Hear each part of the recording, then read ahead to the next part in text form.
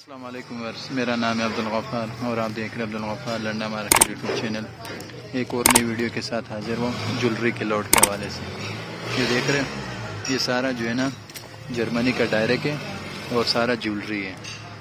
देख रहे हो, इसके अंदर सारे ज्वेलरी का सामान है और ज्वेलरी के नाम पे आया हुआ है।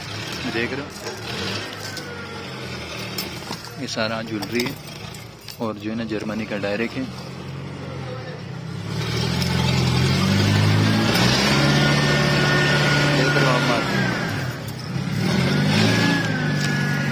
माल चेक कर सकते हो,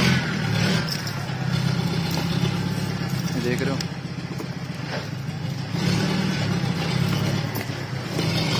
और ये डायरेक्ट है,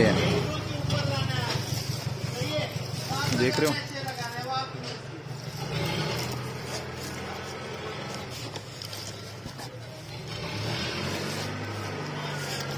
देख रहे हो, सारा जो है ना इस तरह थैलियों के अंदर भी है और एक कार्टनों के अंदर है। देख रहे हो, सारा ज्वेलरी का आइटम है। देख रहे हो, ये सारा ज्वेलरी है, जर्मनी का डायरेक्ट है।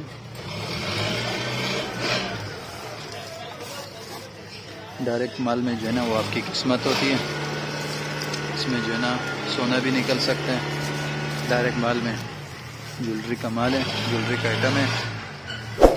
और ये वज़न देख रहे हो, 17 kg। इस तरह बंदा होता है, देख रहे हो।